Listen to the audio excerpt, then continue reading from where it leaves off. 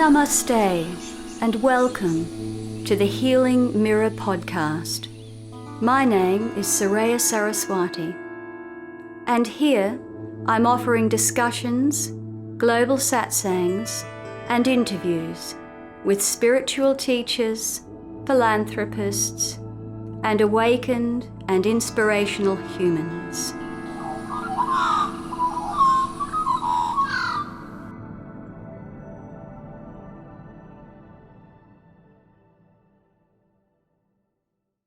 Well, I'm very excited today to be interviewing one of my very favourite people in the world. In fact, it's my husband, Terry Oldfield. Terry has been a world-renowned musician for many, many years. In fact, he was one of the first New Age musicians. And Terry's most famous for his very unique style of playing the flute. He began on the silver flute, but also plays panpipes and bansuri flutes. He's also been known to play an Irish whistle, and he really has developed a very unique style with the flute. And I'm sure Terry's going to share so much more with us about this, but he has never actually taken lessons. He is a self-taught flautist. He worked for the BBC for many years, became a musician in his own right, and has released, I'll let him tell you how many albums, but many, many albums. In fact, his whole family was musical, and some of you may have heard of Sally Oldfield, who is a brilliant singer, and also Mike Oldfield, who is another amazing musician.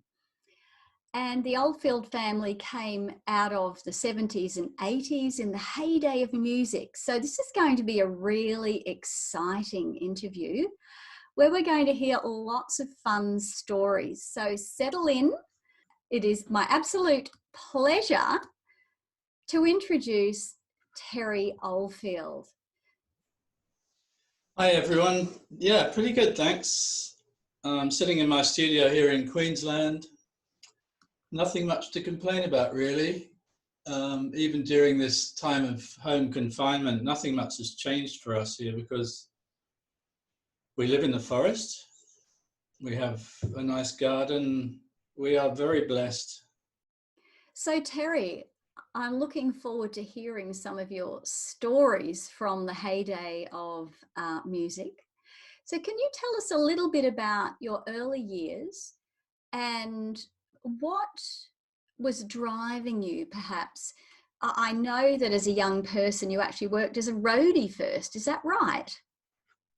I wanted to leave home, and I was offered a share house in Bayswater in London, and a job just came up with a band called formerly Fat Harry, which was started by the bass player from Country Joe and the Fish. His name was Bruce Barthol. I think he's still around, still making music over there in California. And I didn't really know a lot about it. I was given the keys to a Ford Transit van. I could obviously drive. And there was the previous roadie called Les, he was leaving, and he trained me. So I went to several gigs and helped him to set up stage. And it was really a one-man job because I had to set up, I had to pick up all the band, having first made sure I had all the gear in the van ready, including some of the personal stuff like guitars and things, and then pick up the band one by one, which meant driving to different parts of London, and then taking them to the gig, setting up stage and mixing the sound myself. And then at the end, I'd have to take everything off the stage, load up the van single-handed, and drive everybody home and then go home exhausted. And in Sounds like between all this, hard work. yeah, it was quite a job. But it And was a baptism of fire for me, because I learned a lot about sound and how to listen to individual sounds. And I think that served me well for my later time in recording studios.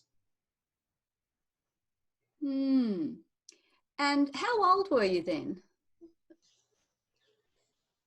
Late teens is all I can say at this moment. Okay. I can't be too precise. So in those days, of course, you know, it was the day of, you know, where everyone was breaking free and exploring all sorts of life. And I'm sure there was a lot of drugs and sex and rock and roll around. Were you part of that scene as well? Absolutely, yes. I was, well, I was stoned a lot of the time, even when I was working. And slightly ashamed to say, when I was driving. So, but it was the way that things were in those days. And we didn't have breathalyzers. We didn't have road checks. We didn't have all that sort of policing that goes on these days. And I even used to carry a block of cannabis for the band. So that was part of my job. I was expected to have that as part of my toolkit. It seems so crazy now looking back on that time. So after that period as a roadie, where did your life journey take you next, Terry? I became very disillusioned with the job, actually, because I was exhausted most of the time and just getting a bit over the whole thing. And I'd been exploring you know, the spiritual pathway, I suppose you call it. And I'd become a macrobiotic. I'd been experimenting with my diet, because we lived in a house in, well, we'd actually moved to a house in West Hampstead, and this was the sort of house that travelers would call in, and friends of friends, and we'd have people sleeping on the floor, backpackers, and I'd meet people from all over the world. And one guy introduced me to macrobiotic cooking, and I lived off brown rice and gomasio, which is like sesame seeds and salt, for some weeks, until one day, as I was loading up the van after a gig, I actually collapsed from exhaustion, because I hadn't had much nutrition. And somebody offered me a cheese sandwich, and I wolfed it down and felt immediately better. So that sort of That was the end of your macrobiotics, was it? Yeah. But anyway, I can remember the feeling, having seen all these people traveling the world, backpackers, because they were just beginning then.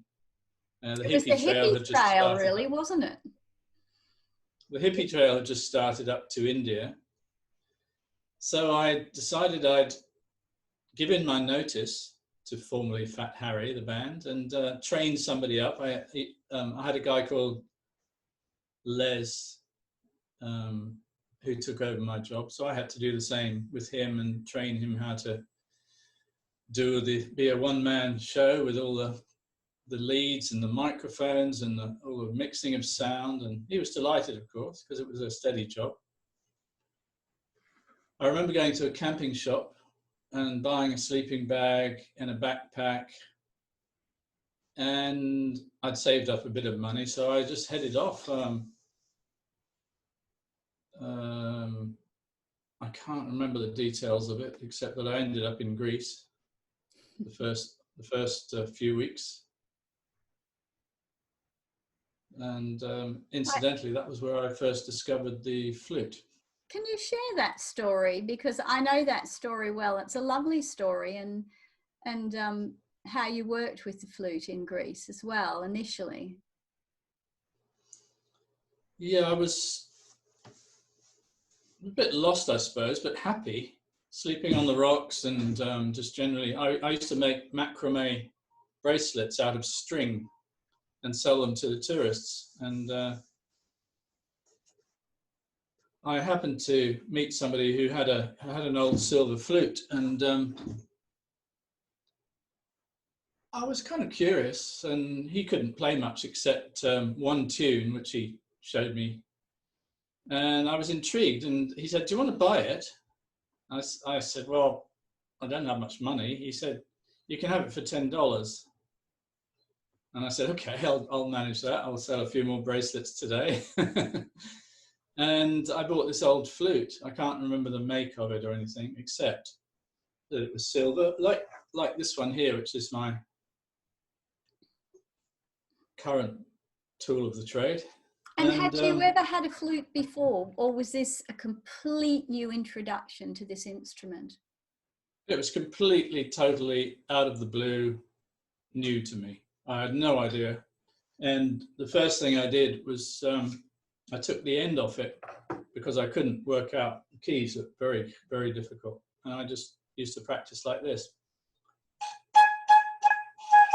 Although the sound I made in those days was more like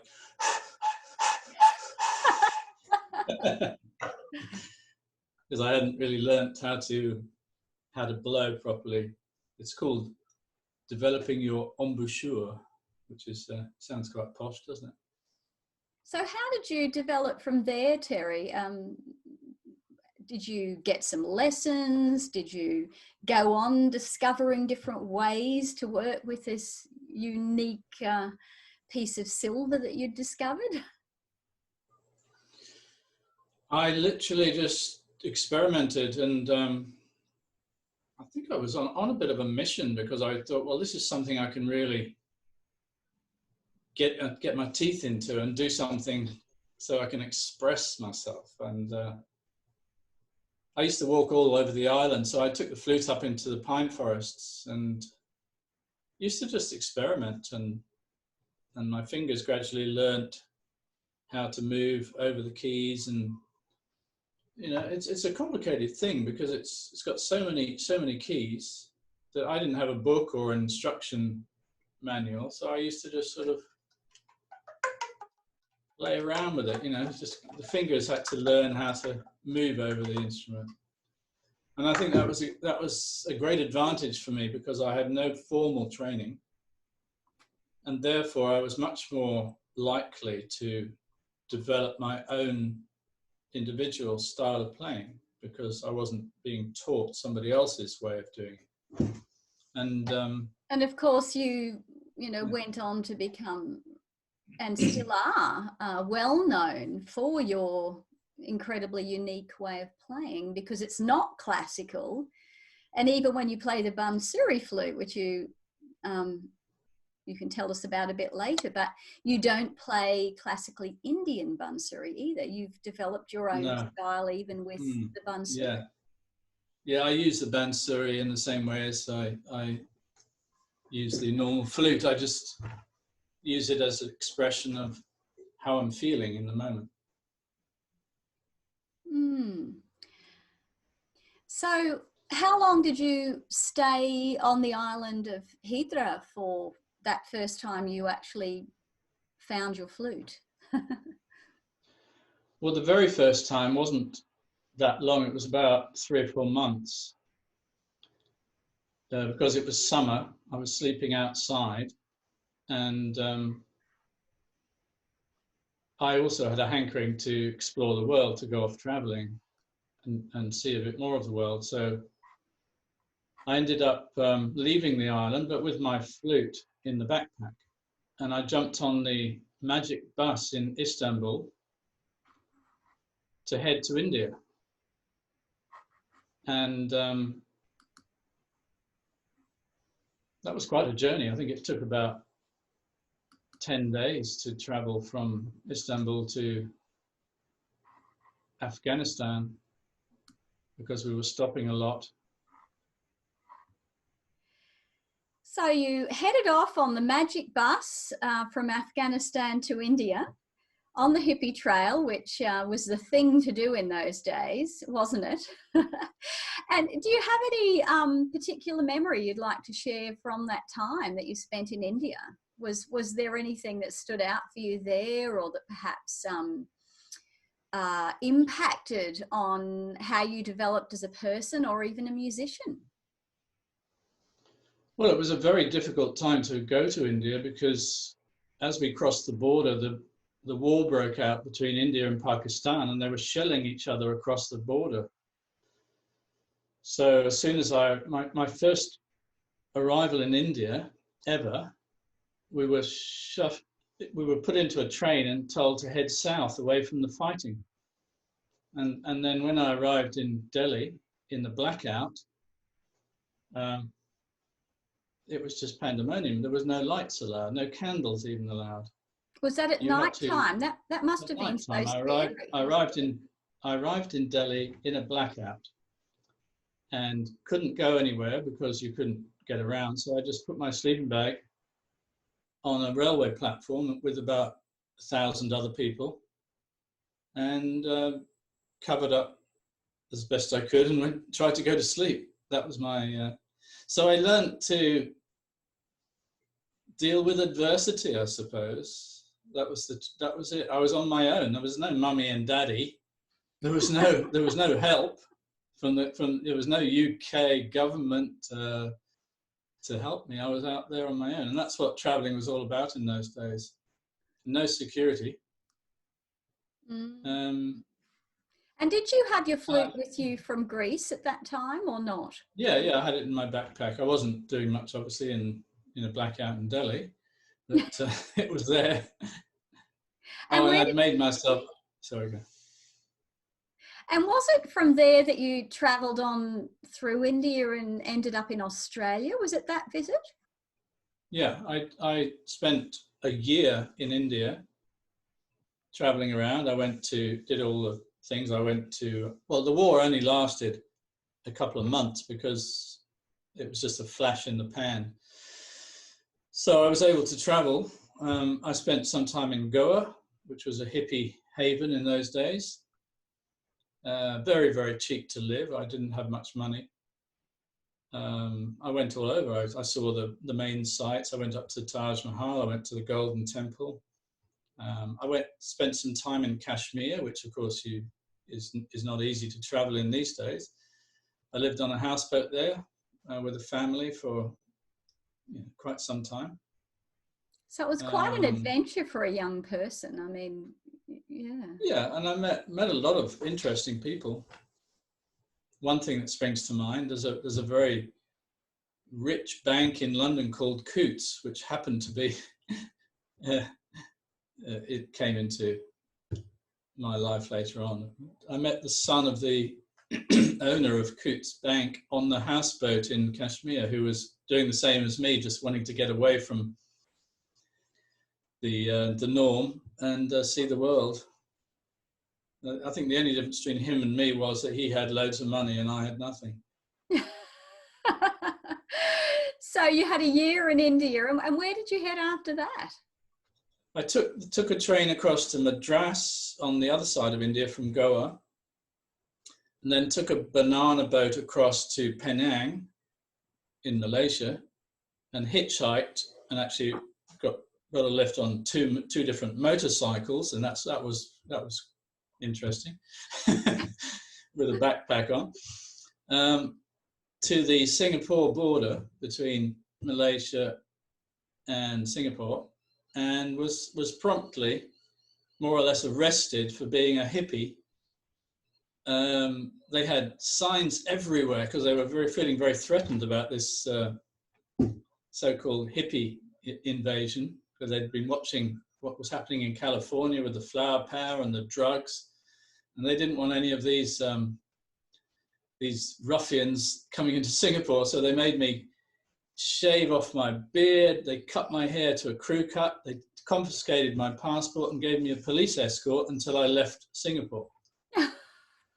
So that was a bit of an adventure. Where did you go from Singapore? I mean...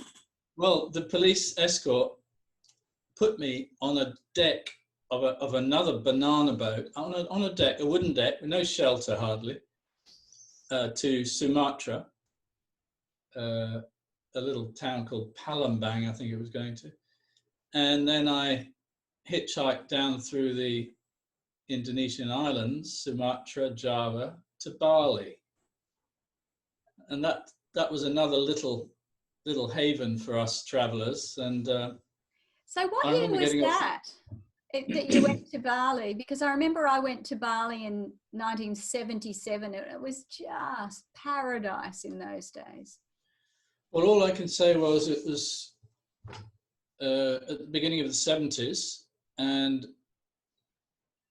it was before my brother released Tubular Bells. So probably Gosh. 71, 72, something like that. And it was so beautiful and so natural, and the Balinese people are so welcoming, aren't they? It really was a paradise. Well, I stayed on a farm in a little straw hut in what is now Kuta Beach, which has all the nightclubs and casinos. Yeah. Yeah, I first went to Kuta as well, and in those days it was just so beautiful. But of course now it's just sort of a nightclub hell, isn't it? So, and I remember finding time to play the flute there. oh, lovely, lovely. So from Bali, I know what happened next. You went to a country that's become very important to you. So tell us about that. I managed to get on a charter flight from Bali to Darwin for some ridiculously small amount of money. And Darwin in those days was quite an outback place in Australia, for those who don't know, very outback in the Northern Territory. Yes, it was pre-cyclone Tracy, and I arrived in Darwin with $8 to spend. Lucky me. And immediately tried to get a job. I was welcomed with open arms then. We didn't need a visa or anything. Anyone was welcome in Australia then because they needed people. And I looked around for a job. I couldn't find any jobs. There was a depression going on. So I just literally stuck my thumb out to head south because I'd heard there was some sort of civilization further south. I didn't know anything more than that. A long way south. It took me 2 days to get a lift, and I got a lift in an army truck that we stopped because the army, there were guys, soldiers, and they wanted to stop in Catherine to swim in the gorge because that was a nice little thing to do. So we stopped there. We all jumped in. It's so interesting how our lives have crossed over. I went to live in Darwin just after Cyclone Tracy, and then I went to live in Catherine and used to swim in the Catherine Gorge, and here you were there probably 7 years earlier. Yeah. Anyway, the road from Darwin straight down the middle of Australia is just, it's just nothing. There's nothing there. The truck drivers just put a brick on the accelerator and sit back, and it goes dead straight for I don't know how many thousands of kilometers, but it was quite an experience. Just dust and hills, lots of white ant hills. Yeah. Anyway, I'd been talking to the driver, and we were passing by this little town called Tennant Creek, which is about 600 kilometers north of Alice Springs, I think. And he said, well, it's a bit of a risk, but if I drop you here at this crossroads, there's a mining camp about 60 kilometers out from the main road. And there will be people going to work from Tennant Creek who may stop and give you a lift, and you may find a job there.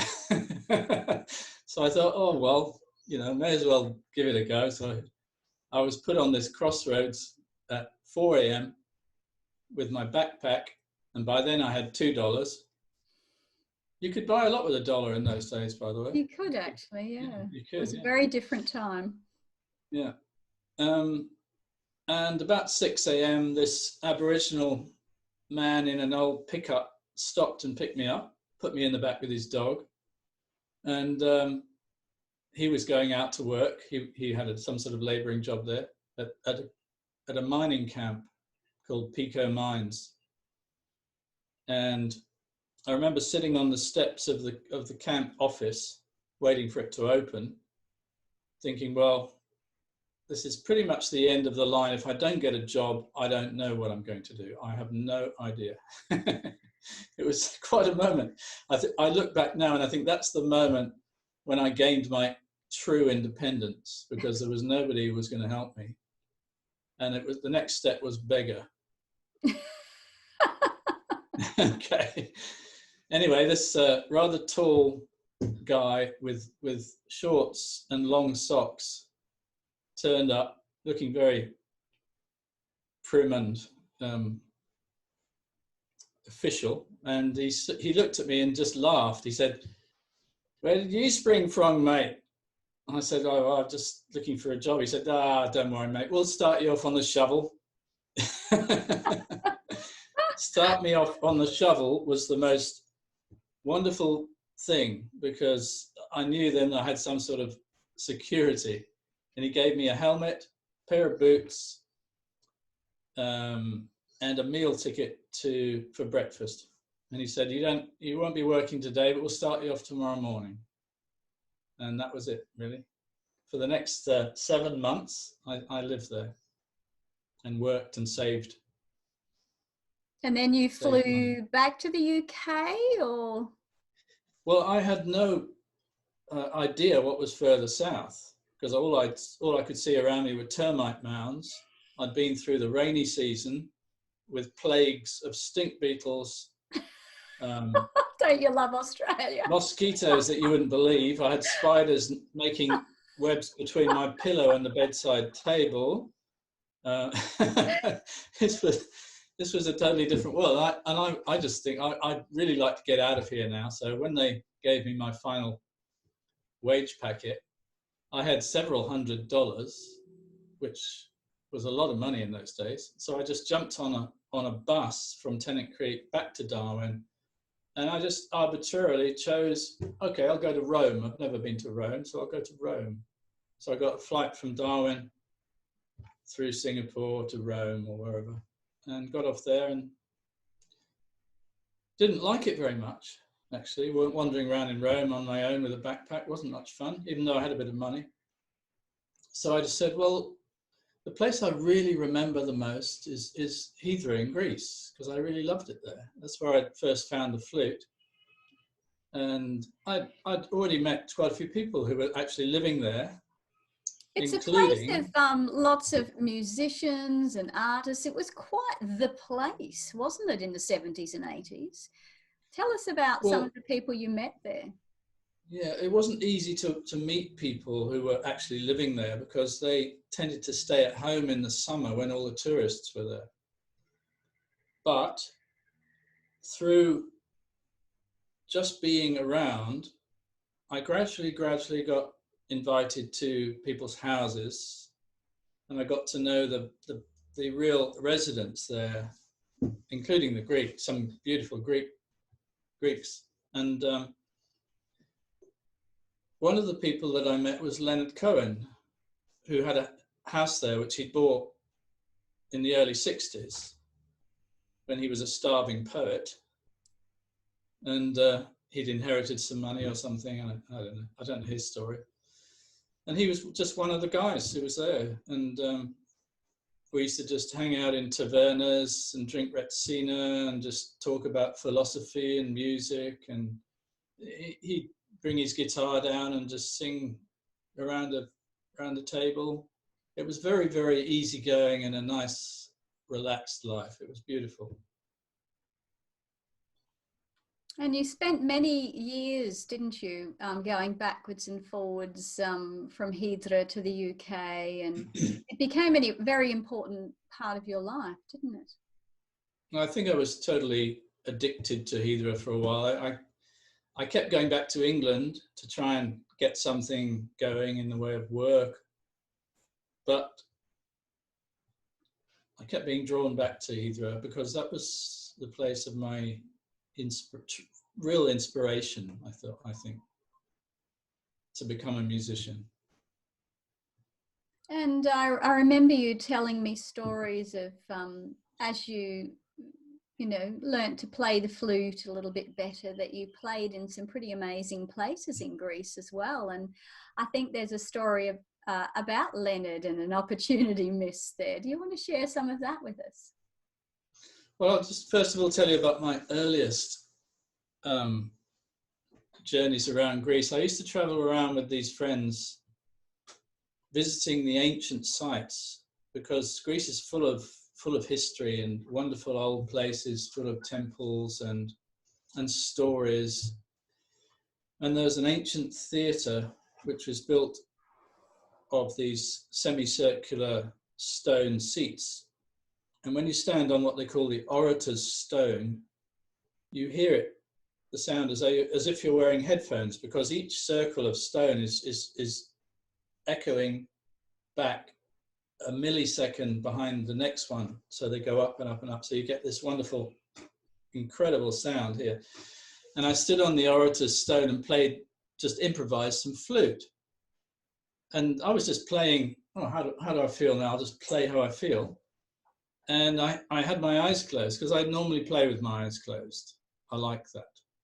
And when I opened my eyes, there were about 400 people sitting in this theatre, because several tourist buses had turned up, and I hadn't really noticed it, because all you hear on the orator's stone is what you're playing, you know, what you it comes back to you. And one Your of the first audience, perhaps. Well, that's why I'm telling you the story, because it was an unintentional performance, and I didn't realize, but I spoke a little bit of French, and a lady shouted out and said, "C'était Debussy." Debussy is a French composer, if you hadn't heard that. And she thought I was playing a bit from Debussy, and actually I was just playing, you know. And it was quite a moment. So tell us a little bit about when you returned from to the UK after traveling. You've been to India, you've been to Hydra, you'd had all these adventures, and of course in those days it was a bit tricky, wasn't it, to keep in touch with family. And you came home to discover that things had changed for your brother and for your sister. Tell us a little bit about that. Yeah, I remember arriving back in England, and I think I had my sister's phone number or Mike's phone number. I hadn't been in touch for a long time. And Mike came and picked me up from the railway station, and he was driving a 350 SL Mercedes. I thought, wow, this is nice, Mike. What have you been up to then? He said, oh, well, I've become a bit of a success story here. I had no idea. I had no idea, because the last time I'd heard from Mike, he was still living in London in a basement flat somewhere and playing with a band called Kevin Ayers and the Whole World. And he wrote to me, I think I got it at Poste Restante, Bombay, which is now Mumbai, of course. It was a letter saying, oh, I've just been working on this demo. You remember that stuff I was recording in Harold Wood in Essex? Well, I'm actually doing a bit of a demo in a studio at the moment, and maybe one day I'll be able to afford somewhere nicer to live. And that's the last I'd heard of him, and that was several months before. And so when I arrived back in England, Mike was essentially just riding on that wave of the release of Tubular Bells and living at the Manor, which was Richard Branson's recording studio down in Kidlington near Oxford.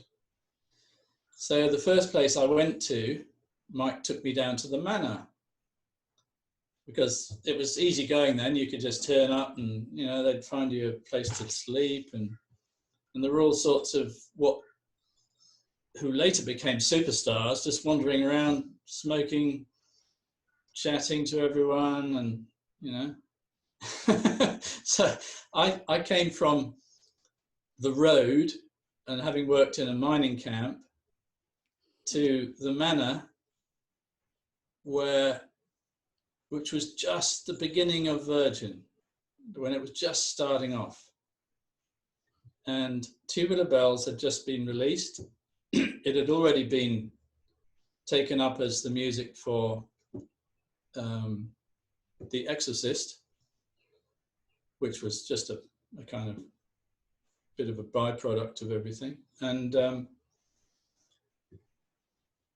Mike was basically trying, Richard Branson was trying to persuade Mike to perform Tubular Bells live.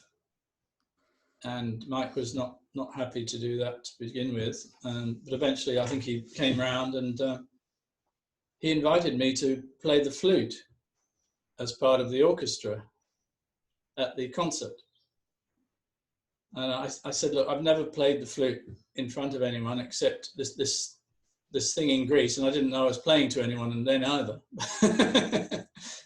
And so I practiced and practiced, and luckily there was another flute player, and so we could play together. And my baptism of fire came several weeks later at the Queen Elizabeth Hall, the premiere performance of Tubular Bells. And what a baptism of fire. Yeah. That really is. I remember being in the dressing room, in walks Mick Jagger, come along, because the Rolling Stones guitarist was playing with us. So Mick Jagger had popped in to say hi and wish Mike well, you know, with the performance. There was a funny little thing that happened when I turned up at the hall. There was a big placard outside, and Richard was a bit of a prankster actually in those days, and he'd had somebody make up a placard, and it had Tubular Bells premiere performance with Terry Oldfield on flute. This is outside the box office. It was just a joke, you know. That's the sort of thing he used to enjoy doing. Yeah, some of the stories you've shared about Richard, he sounded like such a joyful, happy prankster at times, but also an incredibly brilliant mind and forward thinking. These were the days when it was all just starting up, and there was nothing really. There were no barriers between people. Things were just like, nobody knew what was going to happen. Nobody knew that, you know, Virgin was going to take off, Mike was going to take off, anything. All these bands that were around, like The Who, you know, Elton John, all those, the people that became megastars were just playing in local pubs and things in London at the time. And did you end up working for Virgin for a while too, Terry? Yeah, well, everybody who worked for Virgin got paid 20 quid a week, £20 a week. And so I was put on the payroll, and I was working in Virgin's first ever record shop in Notting Hill Gate, selling vinyl records over the counter. And to get it and then I used to do things like clean windows as well. I mean, it was just like, if you worked for Virgin, you did whatever you were asked to do. And that's how people who weren't particularly trained managed to get into very high-powered positions later on in the company, because they started when everybody was qualified. There was no need to have a degree or anything. Or, I mean, look at me. I'd never played before, and I was given a job playing at the Queen Elizabeth Hall. That was my first gig. I couldn't play in tune even properly in those days. I had to sort of pitch to the other guy that was playing the flute and hope that it was sounding okay. Oh, it sounds like that was a lot of fun in those days. So from there, Terry, how did your career begin to take off? Well, I'd been on the road with bands as a road manager and done all that, the technical side and mixed sound. And I was really wanting to see if I could write something myself, because, you know, when I played the flute, people thought, oh, that's nice, that sounds great, lovely. But so I decided I'd give myself a chance. So Mike lent me a 4-track TIAC and a 2-track stereo TIAC, which were reel-to-reel tape recorders, because that was the way things were done in those days. There was nothing digital. Nothing digital existed at all. It was all vinyl and tapes. So you were cutting and splicing and sticking. Well, I learned to do all that. Yes, I had to learn to do all that. Never had anyone show me how to do it. I learned somehow, just by watching others, I suppose. So I rented a cottage anyway up in Wales. And what's the name of that place? Because we actually went back to visit that very magical place last year. How do you say it again? Because my Australian tongue can't get around it. Llanrhaeadr y Mochnant, and it's very famous for a waterfall. It has a beautiful waterfall. And we went back there recently in the snow to have a look at it, and it brought back so many memories. I made a little video actually next to the waterfall. I know, I took that video, and I might just pop that up here when I put it together, and pop some photos. I'll have some photos here too. It's quite a magical, mystical place, especially when we went there when it was snowing. So tell us about your time there and how that place. Well, it was a bit of a lonely time, really. It was over the winter. It was very, very cold. I remember walking up the valley to the waterfall many times in the frost and sometimes in the snow, like when we were there, and just looking for inspiration. And I gradually put together over about 6 months a demo which was called Spiral, because I'd always had this idea that music was shaped like a spiral because it rises in octaves and descends in octaves. Every time it goes around in a circle, it goes up an octave and gets smaller and smaller and smaller and higher. So I wrote a piece based around that idea and put together about 20 cassettes, because that was the format of the time, cassettes, and sent them off to anyone that I could think of, like BBC, television stations, film companies, record companies, and never heard back from anyone for weeks. So I thought, well, I gave it my best shot. I think I'll pop back. I think I'll go back to Greece again, because that's where I feel most at home. So I, went back to Hydra. And the way I lived in those days was by looking after people's houses who were away, because a lot of people just owned houses there and they came back for the summer. So over the winter it was easy to find somewhere to live. And I used to also earn money by whitewashing houses, walls and things. And I was there for several months again, maybe. It's all a bit lost in the mists of time, but we used to get our mail at the local post office, if any came, to Post Restant Hydra, Greece.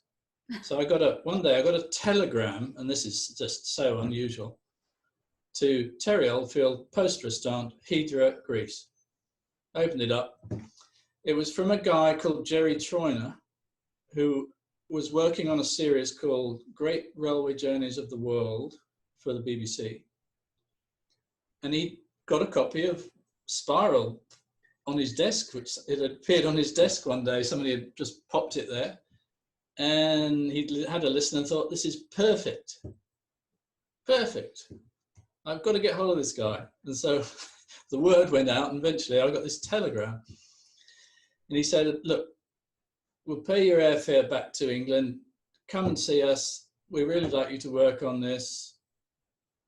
And so I just threw all caution to the wind and went back, met up with Jerry. I was open about the fact that I'd never done anything like this before. He said, don't worry, I'll be with you on this. And he was a real angel. And we eventually managed to put together the music for the series. And one thing led to another. My career began with that series, Great Railway Journeys of the World, in 1983, I think, something like that, 81. And you went on, Terry, didn't you, to do many, many different series for the BBC. How many series did you end up doing? It's well over, it's between 80 and 90. Oh my goodness, that's a lot. And does anyone stand out? Was there anyone that you particularly enjoyed working with, or was there a highlight there?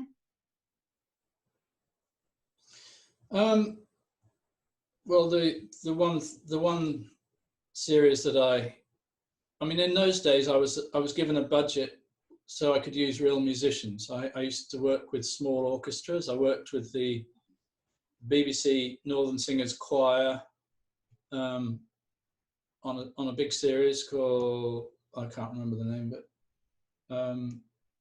I was nominated for a British Academy Award for the music for Kingdom of the Ice Bear. There was I worked with David Attenborough on several wildlife productions of his. And that must have been pretty special. I mean, he's someone that's close to my heart because he has such a great love of the earth and the animal world, and has done so much. Yeah, his great passion is fossils. Actually, he loves fossils, and there was one particular film which he'd been wanting to make for a long time, and he called it Lost Worlds, Vanished Lives. And that particular one stands out. We went to his house in London and talked about the music and what the fossils meant to him. And everywhere in his house he had fossils on every sort of, with beautiful lit up cases full of fossils, and he knew everything about the different eras. It was a very interesting man, actually. Such knowledge, incredible knowledge there, and I love his deep inquiring mind, and then to share that, of course, with the world. So, okay, you worked for the BBC, and that became a great amount of your work and your life. When did your career take off as a musician in the New Age arena? Well, I was doing very well and was enjoying doing what I was doing.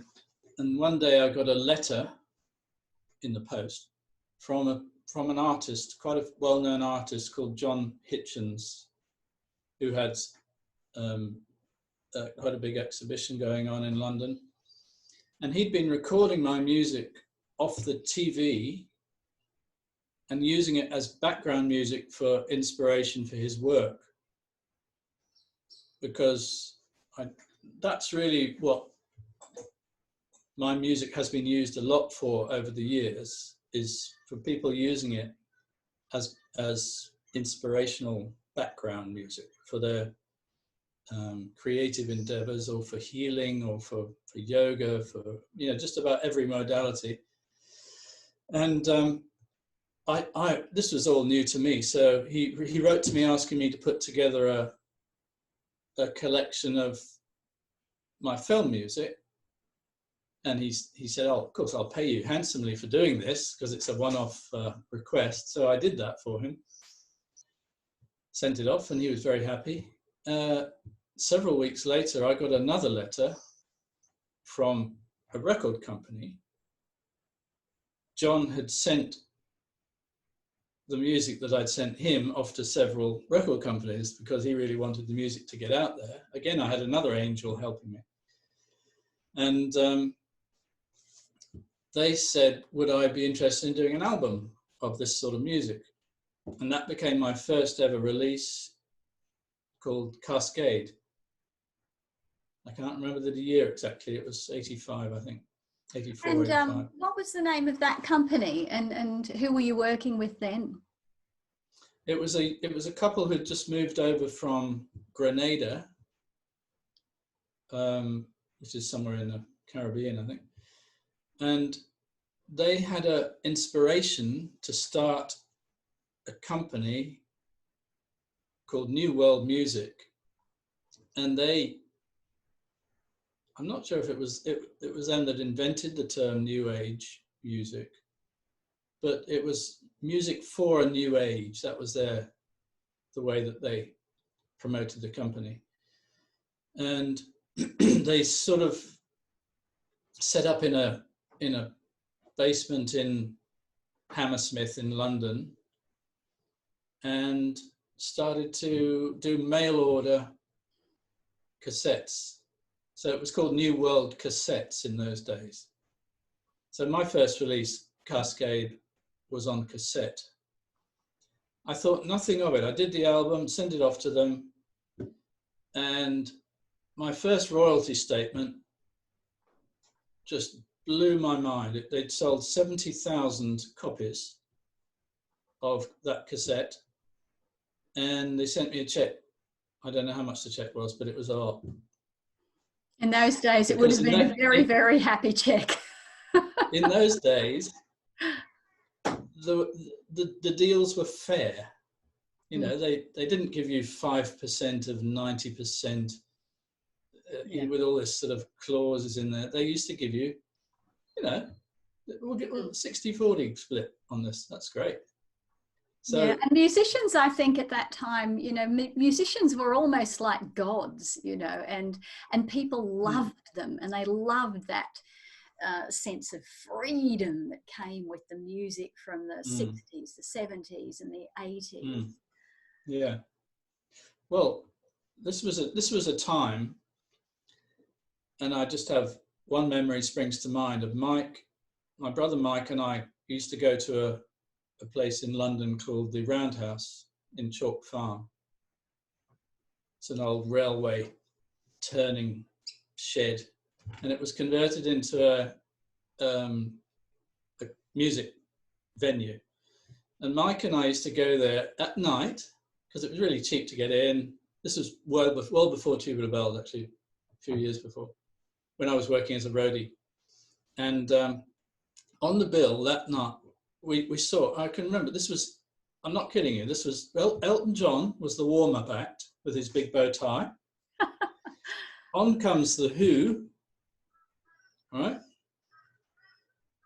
They were the sort of semi warm-up act for Rod Stewart, of course. He was just taking off then, and the biggest act was Pink Floyd, who came on after Rod Stewart. So I had Elton John, followed by the Who, Rod Stewart, and the Pink Floyd, and this was at a theatre that only held about 300 people. Wow. So it was real beginnings, and normal people could just walk up to these guys and say, hi, how you doing? You know, it wasn't and now it's quite incredible. Special times. Yeah, special time. Yeah. And you went on to do many albums then with New World. Yeah. Well, I worked with Colin and Carmen, who were the couple that started it, for about 10 years. Were you still working with BBC then as well? Like, were you doing both? In parallel. Quite a lot of work. That's quite a lot of work. Yes, it was it was a lot, and it actually reached a point where I had a bit of a breakdown because I was working too hard. And also I had young children, running a family. It became really quite stressful. I learned a big lesson from that, because one day I walked into my studio and I had everything wired up so that I switched on one switch at the wall and everything would turn on at once, because I got sick of turning on all these hundreds of machines and great big mixers. And so I turned this switch that morning, ready to start work, and I felt all the energy go out of me. I collapsed. I remember thinking, well, I can't do anything. I cannot. I've got nothing left in me. No more inspiration. I've run out of ideas. I just can't do it. And I had all this work lined up with the BBC, ITV. I was waiting for HTV, a new album on the go, family to run. I reached the point where I just collapsed.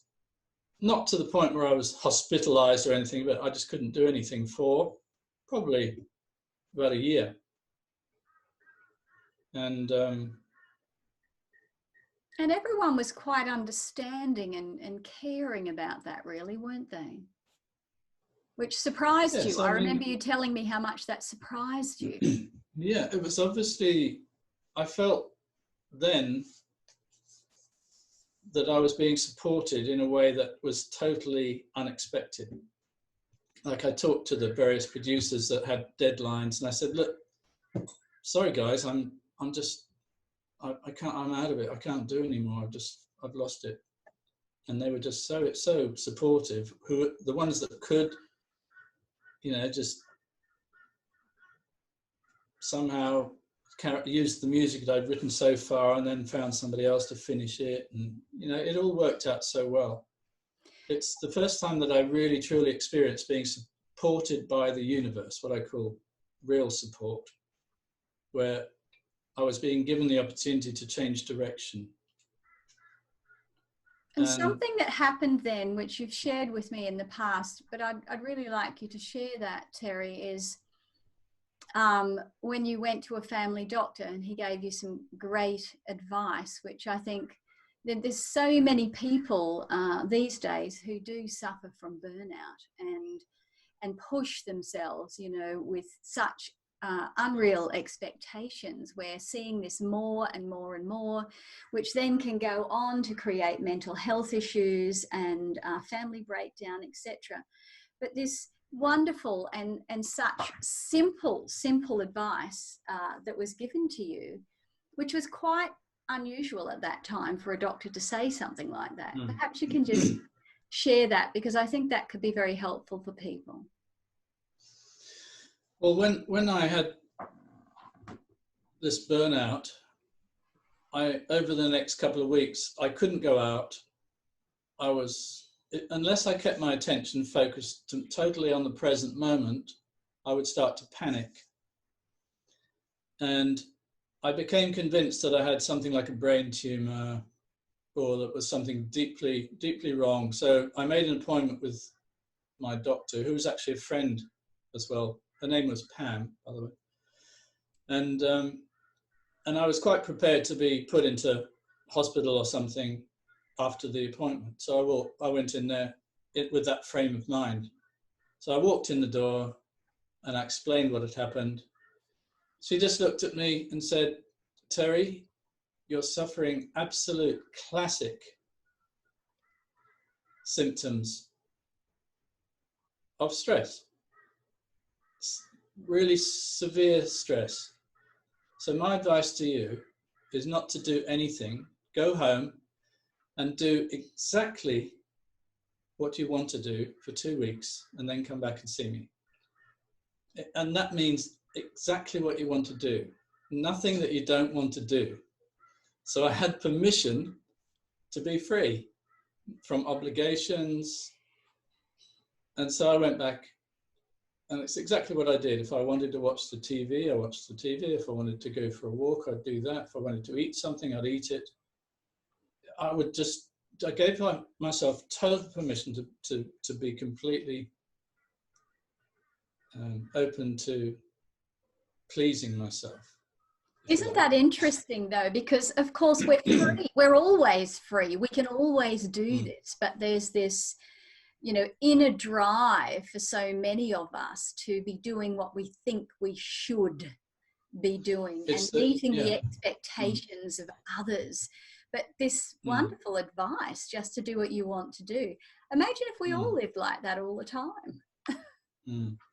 So I started to feel better almost immediately because something clicked and the should went out the window. So I became able to do what I was doing in the moment without the shoulds. And this was a real eye-opener, the beginning of healing, actually. It took me several months to be able to get back to any kind of,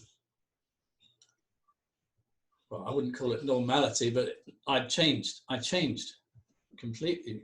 And over that period of time, Terry, you also, in your own healing, you explored all sorts of things, didn't you? You did Reiki, you did different postural techniques, you did some yoga, you did some meditation, and that was all a sort of a deeper searching, perhaps for meaning or something at that time. Yeah, I was, because I had time on my hands, I was free to explore. One thing I started doing regularly was meditation, and that practice was something that became a daily part of my life for the next 20 to 30 years.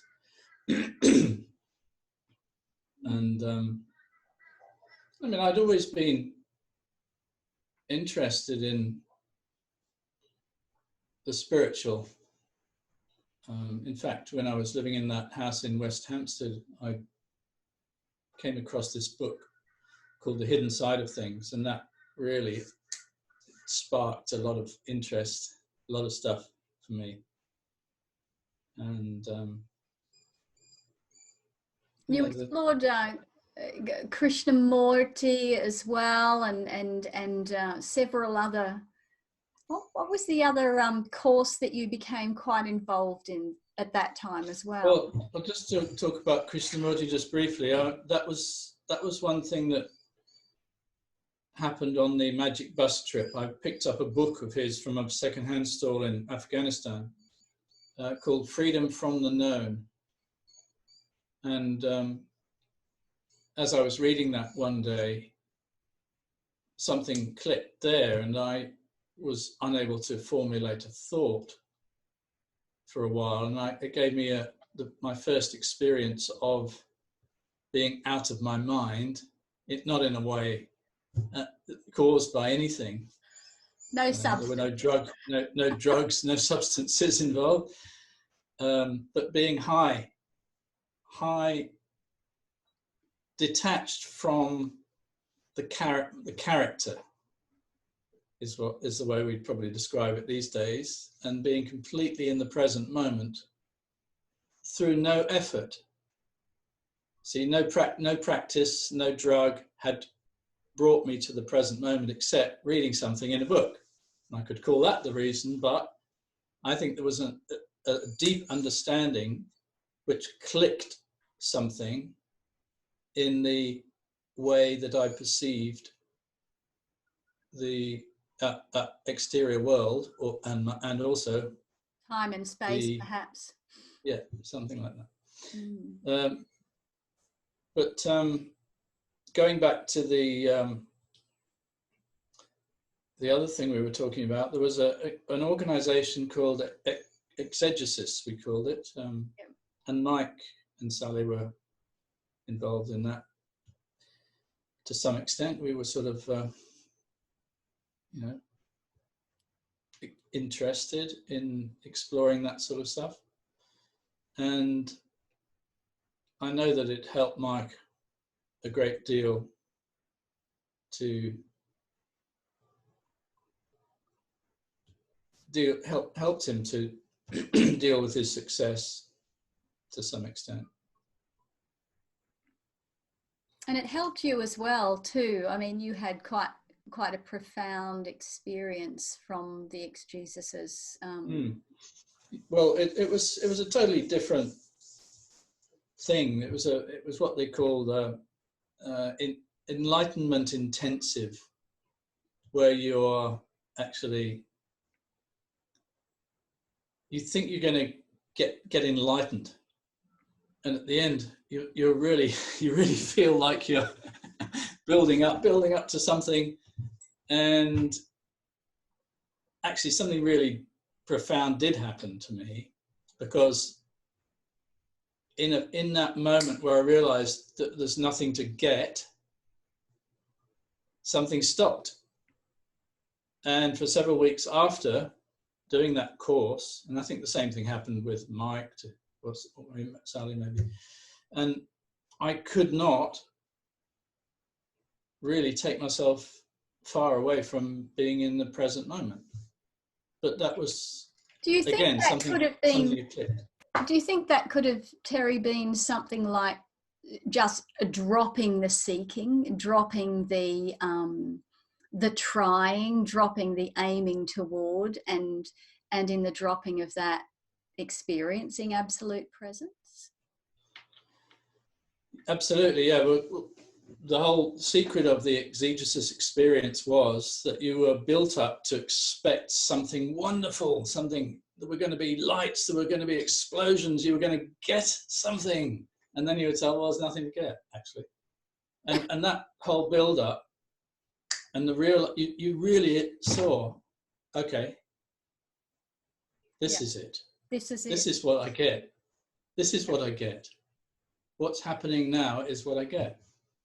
Which, you know, even in this day and age where there's just so many different,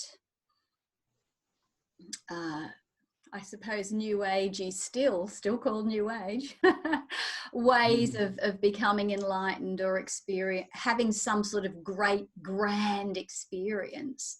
Yet, you know, when we actually awaken, it's this. You know, it's this ordinary, which is incredibly, all of a sudden, extraordinary, because we're fully present with it. There's no resistance. We're not aiming into a future or reflecting on the past. There's no expectation. We've actually dropped in wholly energetically. It's powerful, isn't it? And in the same vein, just as in that condensed experience of exegesis, the whole spiritual path leads to this. It has done for me anyway. It's been through all the practices, through the effort, through the striving, through the traveling, through the expectations to arrive here. Because here is not a static thing. It's a moving flow. The leading edge of creation is always now, but it seems to be a moving flow. Yeah, now is a nowness. And being so it helps a lot with my music, because if you think about creating music, you try to write something, it's impossible.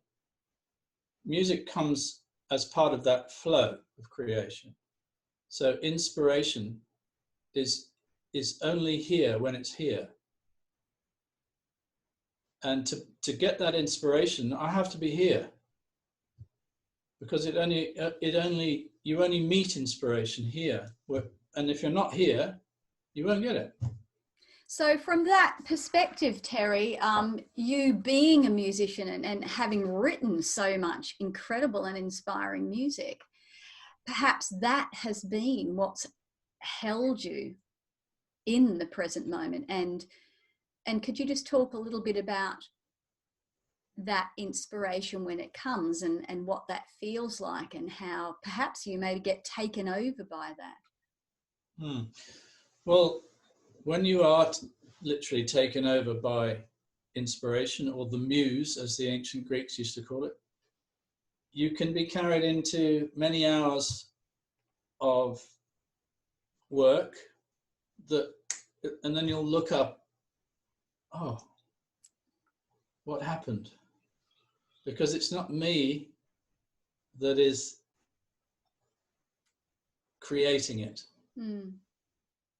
It's being empty for the inspiration to flow through. Inspiration comes from the mystery. It comes from something which is beyond description. And I think going back to that that word flow, I mean, flow is such a beautiful word because it is simply something that only happens in the moment and only can happen in the moment, but it's got a sense of continuity to it, which is always in the moment. So that tends to come from the great mystery, and it's not something that we can make happen. We can't make flow, we can't, but to be available, like a stick is available to flow with the energy of the river, and it simply is moved by that flow, and perhaps when we're inspired, we are simply moved by that flow of the universe. It's what we refer to these days as being lived, because you are no longer choosing in the same way as somebody who has an ambition or a goal, and I'm heading towards this fixed idea of what awakening is, for example, and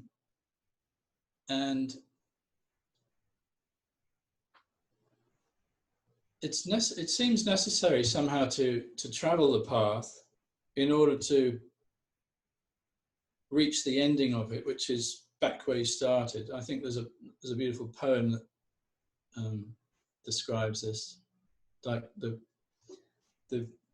end of the journey is the beginning of it.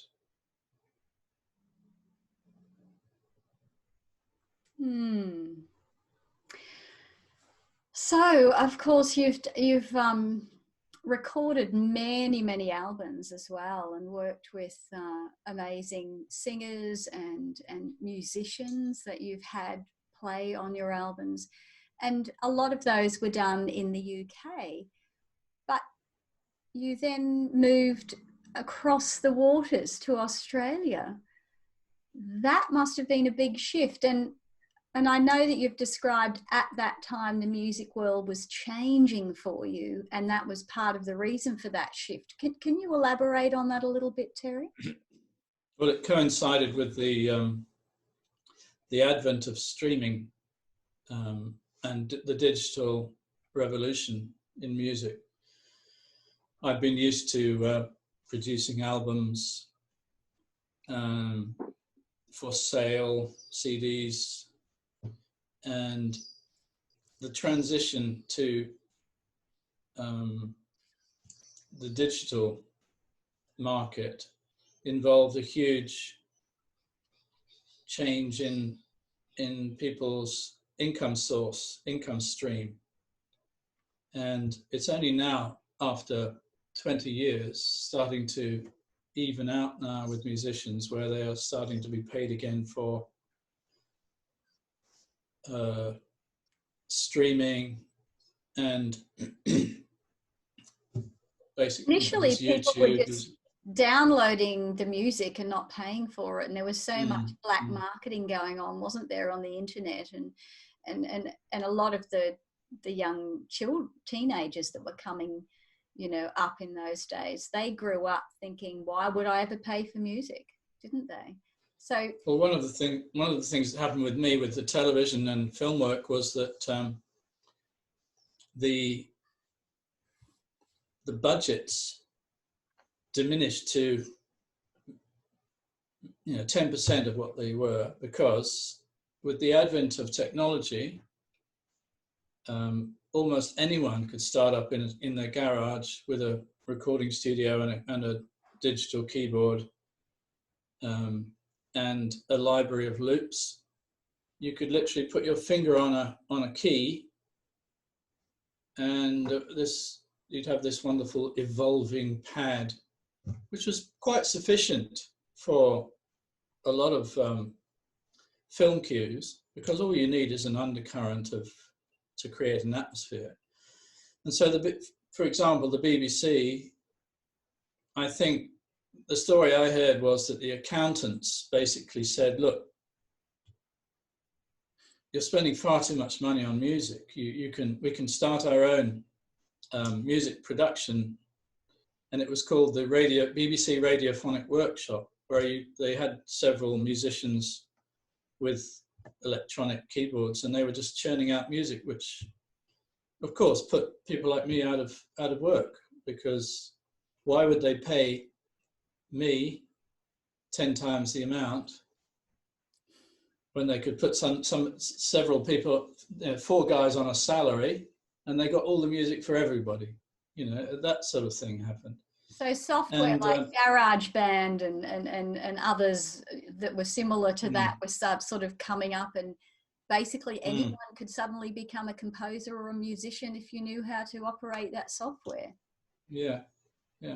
And the big sellers, were no longer selling CDs, and so that instead of the first releases, they used to get pre-sales of 100,000. Now they were getting pre-sales of 1,000 or something like that. Even the big names were going through this. So your income would have taken a massive dive, I imagine. And was that part of the reason you and your family at that time decided to move to Australia? Yes, partly was that. And I moved to Australia with a headset which was out of date. So I moved to Australia and built the recording studio and the house, and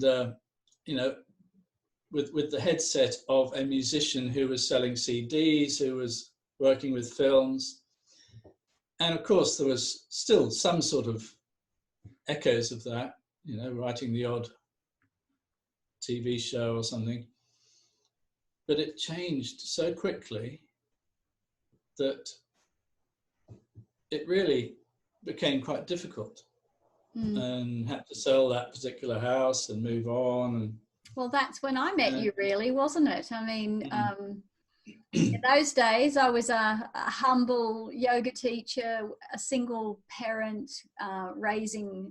who'd been widowed and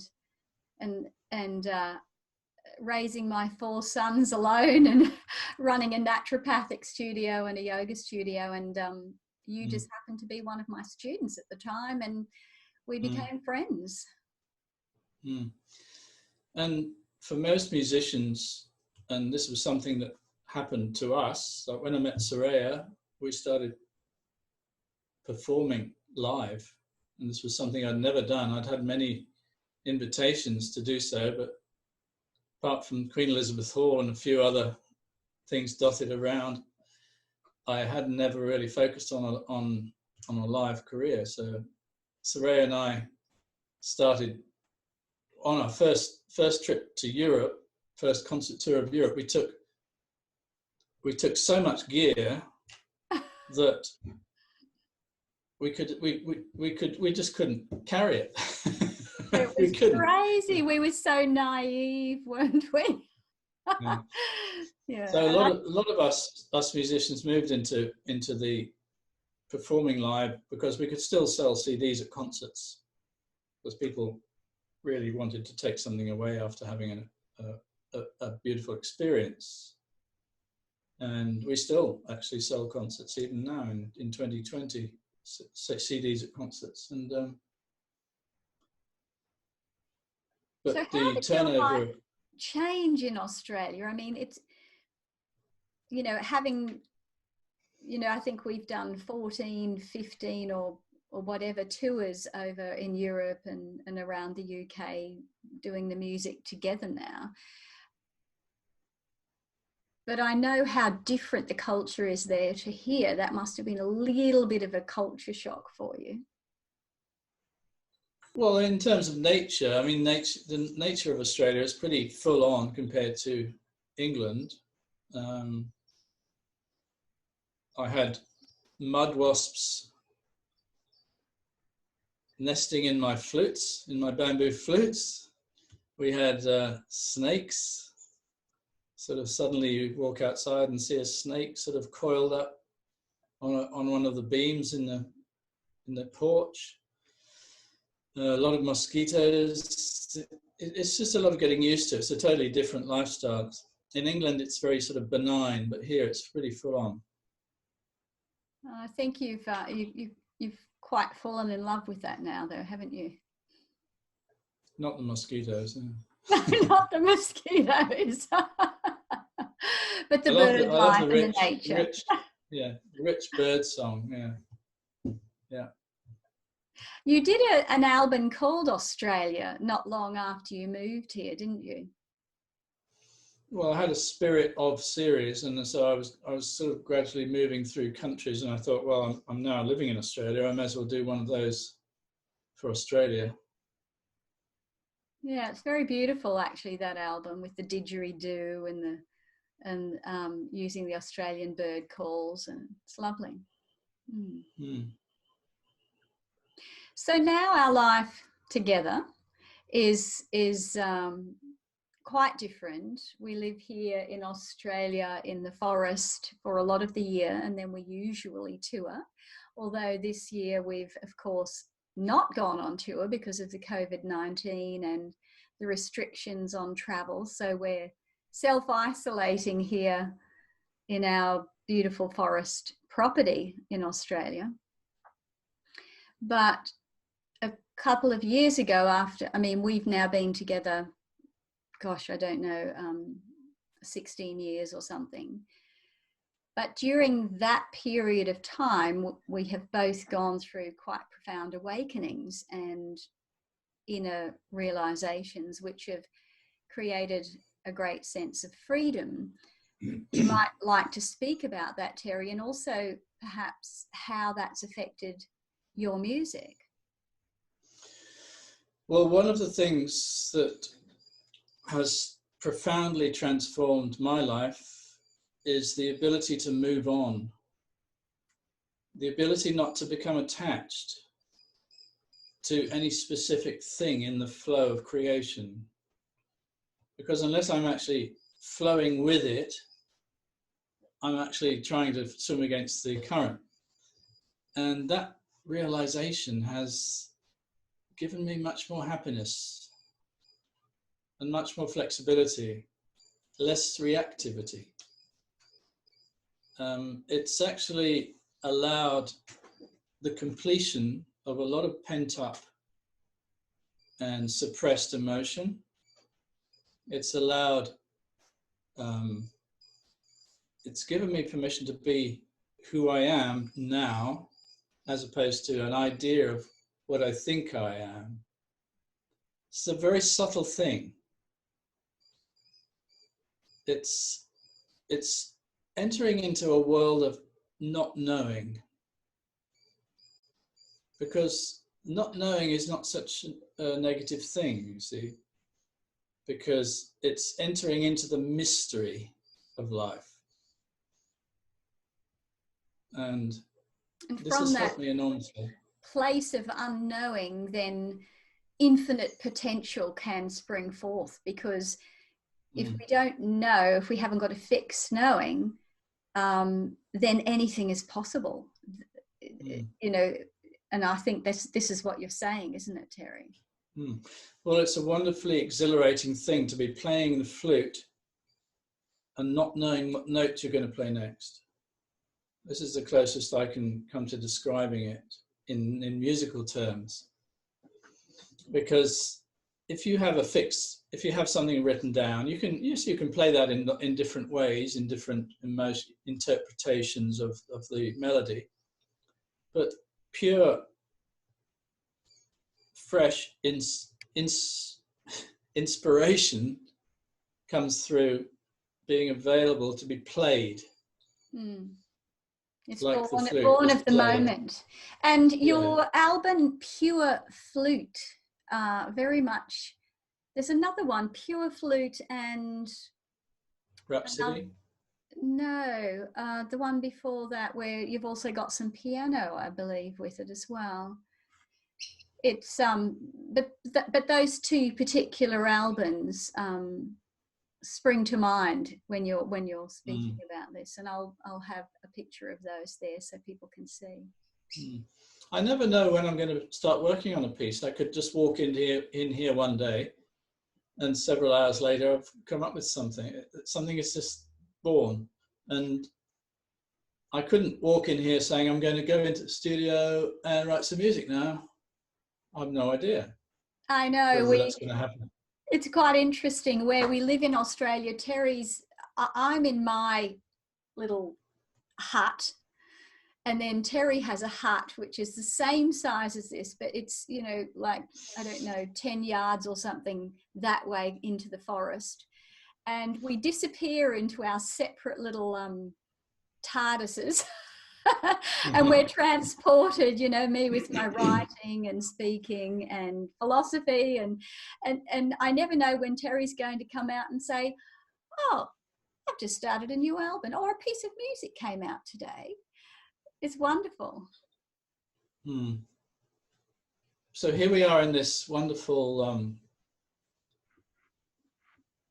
opportunity, really, of being thrown back upon our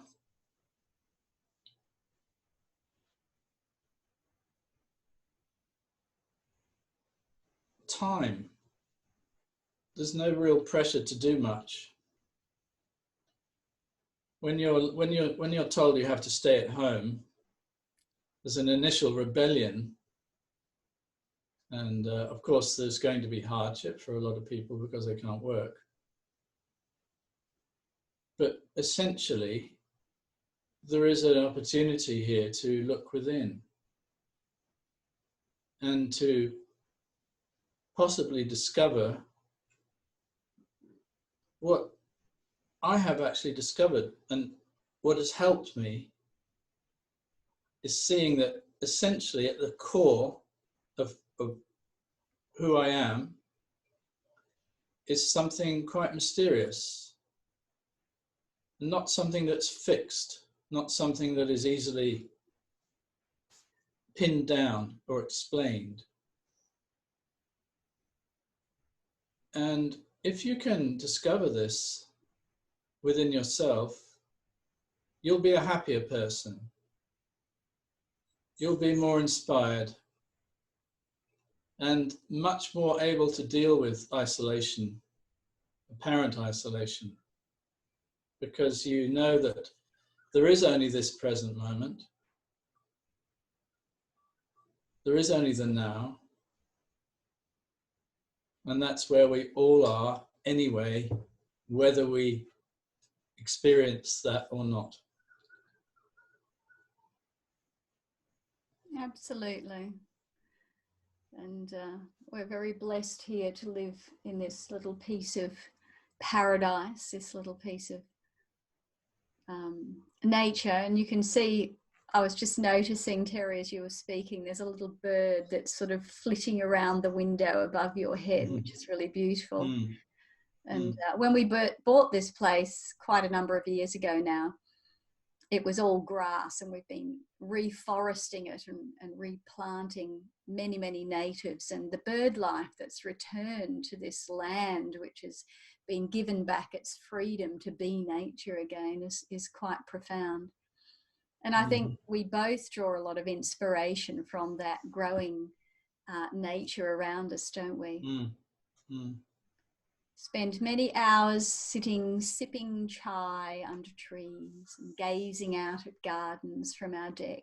I think that's probably what we're going to do now, isn't it? Go and have a cup of tea. I think we just might go and have a nice chai. So thank you, Teri. It's been wonderful sharing and listening to your wonderful stories. I'll be popping this out on a podcast. And you can see Teri's website at terryoldfield.com. And he also has a wonderful YouTube channel where he does lots of films, and in those films you'll see a lot of the nature. He's taken a lot of nature shots from our beautiful part of the world and put his music to those films. Thanks, Terry. It's been absolutely delightful, and I'll have down the bottom of the screen here all sorts of ways that you can listen to Terry's music, enjoy Terry's music, and also the music that Terry and I have done together. Perhaps I'll do another interview about that where we'll talk about our music. But I really wanted to share some of the wonderful, colourful history that Terry has lived through, the heyday of music. Thank you, Terry. Namaste. Thank you. Namaste, everyone.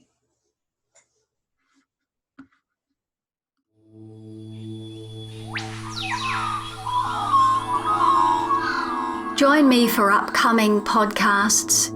And please, if you found this helpful or you'd like to share a comment or perhaps your own experience, I'd love for you to leave that message down below this podcast.